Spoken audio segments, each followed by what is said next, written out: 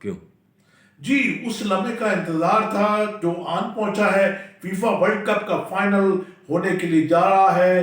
Argentine का मुकाबला defending champion France के साथ होना है। दुनिया भर की नजरें इस पर गड़ी हुई हैं कि वर्ल्ड कप का टाइटल कौन लेकर जाएगा। फ्रांस अपना डिफेंडिंग करेगा या अर्जेंटाइन एक मरतबा फिर वर्ल्ड कप का चैंपियन बन जाएगा।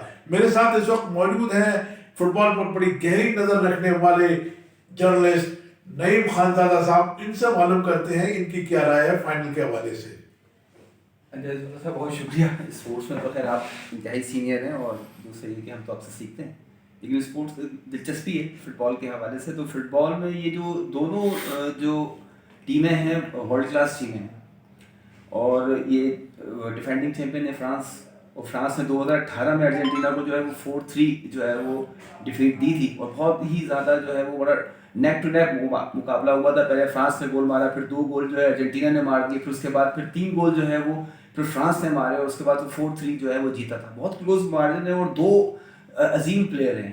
मैसी का ये लास्ट वर्ल्ड कप है, और ये मैसी चाहेगा कि मैं आखिरी वर्ल्ड कप के अंदर जो है वो सऊदी अरब से डिफीट हुई थी पहले मैच के अंदर इनको 2-1, लेकिन उसके बाद जो है उन्होंने कम बैक किया और फिर प्लेंटी शूटआउट्स के ऊपर से जीतते हुए, और फिर इस तरह से जो है वो यहाँ अब पहुँचे हैं। ये जो अपने नेदरलैंड से जो है वो बड़ा मैच हो गया था इनका, नेक टू नेक हो गया था, 2 गोल से जीत रहे थे, फिर 2 गोल नेदरलैंड ने किए थे इनके। लेकिन अब जो है जुबैर साहब, ये बड़ा दिलचस्प मुकाबला होगा। किलियन एम्बापे जो है इस वक्त दुनिया का महंगा तरीन जो है वो प्लेयर है, पीएसजी के साथ वो खेलता है, जबकि मैसी भी जो है वो बार्सिलोना से कई सालों से 10-12 साल बार्सिलोना से खेले, लेकिन 2 सीजन से जो है वो भी पीएसजी के लिए खेलते हैं, पीएसजी के लिए नेमार भी खेलते हैं।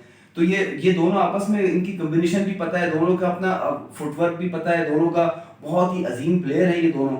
और अब तो ये अब तो इस वक्त तो सबसे ज़्यादा जो है नज़रें जो है वो बापे पे लगी हुई हैं, इसलिए कि फ्रांस को वो जितवाने के लिए उससे उम्मीदें हैं। उसका ग्रिजमान उसके साथ साथ है, जरूर है वो उसके साथ खड़ा होगा, लेकिन उसके साथ जो है अर्जेंटीना की टीम भी जो है वो बहुत ज़्यादा जो है वो फासिल। अभी इस वक्त तो मुकाबला है लातीनी अमेरिका और यूरोप के दरमियान जो है। अब देखना ये होगा कि पिछले साल की तरह इस बार भी जो है वो कि यूरोप जीतता है या फिर लातीनी अमेरिका। ये दो बड़े आजम जो है इनके बारे में जो है कहा जाता है कि, लेकिन इस बार जो है वो थोड़ा सा न्यूमेरिकल हुआ कि मोरक्को जो है वो पहली दफ़ा पहुंचा। अफ्रीका की टीम थी, मुस्लिम कंट्री थी, और वो हार गई फ्रांस से 2-0, लेकिन बहुत अच्छा गेम खेला। तो अब ये इम्कान तो यही है कि दोनों टीमें नेक टू नेक होगी, लेकिन जो मेरा जो जो लगता है मुझे कि फ्रांस जो है वो ज़्यादा बेहतर टीम है बनस्बत अर्जेंटीना की।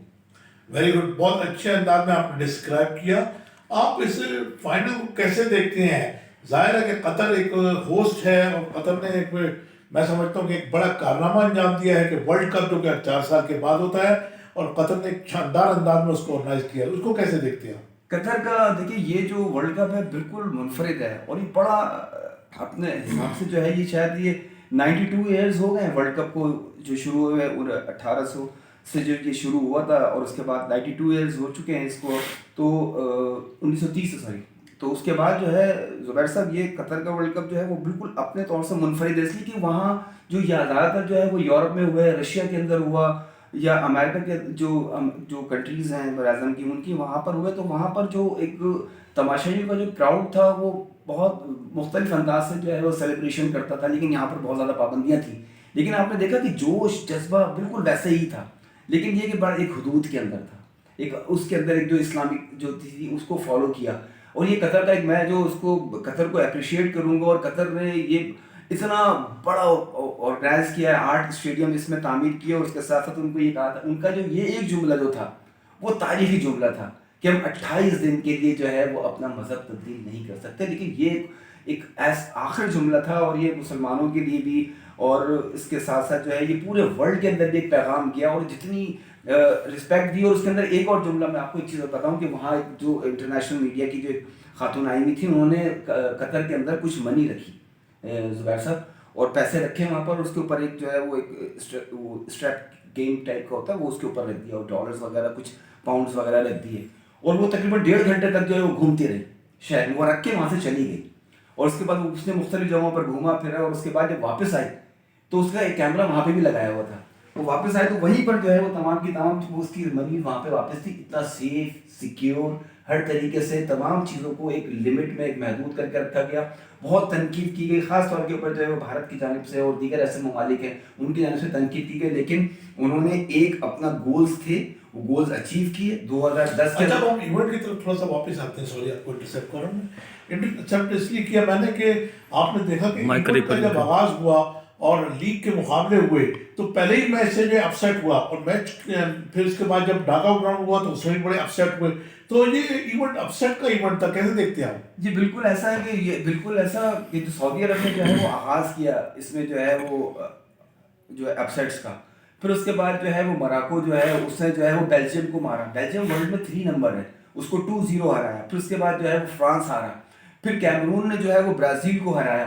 तो ये इस तरह की जो टीमें एकदम बिल्कुल ऊपर की तरफ आई, और उसके साथ साथ जो है वो इसमें बहुत ऐसे मैचेस भी हुए हैं कि जो बिल्कुल नेक टू नेक हुए हैं, और बहुत ज़्यादा जो है उसमें तमाम चीज़ें वो ये अपसेट वाला टूर्नामेंट था। लेकिन ये कि फाइनल वही जो हॉट फेवरेट जिनको कहा जा रहा था वही टीमें चलिए, बड़ी अच्छी कन्वर्सेशन हो रही है हमारी और आपकी। आखिरी क्वेश्चन, जाहिर है कि पाकिस्तान में फुटबॉल के बड़े फैंस मौजूद हैं, बड़े मद्दा हैं, तो क्या आप समझते हैं कि पाकिस्तान में भी कभी वर्ल्ड कप होगा? नहीं नहीं, ये तो खैर उम्मीद अच्छी रखनी चाहिए। मेरे एकदम बासाख्ता निकला कि वो दिल में जो बात थी वो निकल गई। लेकिन ये कि हम वर्ल्ड कप जो है वो क्रिकेट हमारे यहाँ बहुत ज़्यादा खेला जाता है, हम क्रिकेट का वर्ल्ड कप नहीं करा सकते अभी तक। तो फुटबॉल वर्ल्ड कप तो बहुत दूर की बात है, हम एशियन के लिए क्वालिफाई नहीं कर पाते हैं। 190 समथिंग नंबर है हमारा वर्ल्ड के अंदर, तो 190 का मुल्क हो गया। पाकिस्तान फुटबॉल फेडरेशन नाम का वजूद नहीं है उस मुल्क के अंदर, 2-2 बॉडीज़ बन गई हैं। तो मतलब अब ये सोचें कि PHF हमारी इतनी कमज़ोर है कि पाकिस्तान के जो जर्नलिस्ट थे वो इस इवेंट को कवर करना चाहते थे, इसलिए कि ये बहुत करीब था। अरब इमारत जो है वो बहुत करीब था, रेंज में था, रीच में था। तो पाकिस्तानी सहाफ़ी जो है वो वहाँ तक जा नहीं पाए, सिर्फ 2 जर्नलिस्टों का नाम आया। तो हम कोशिश तो ये, हमारी दुआएं ये कि पाकिस्तान की फ़ुटबॉल भी तरक्की करे, इसलिए कि सिर्फ खुसूसी तौर पर सिर्फ लियारी में तवज्जो दे दी जाए तो पाकिस्तान की ऐसी टीम जा सकती है कि जो पूरे जो है वो कम से कम एशिया के अंदर तो टफ टाइम दे सकती है।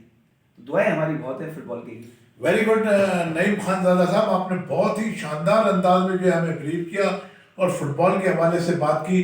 उम्मीद तो ये है कि फीफा का वर्ल्ड कप एक अच्छा इवेंट साबित होगा और टाइटल जो है जो भी टीम जीतेगी फुटबॉल की जीत होगी, और अल्लाह करे कि पाकिस्तान में भी फुटबॉल को उरूज हासिल हो।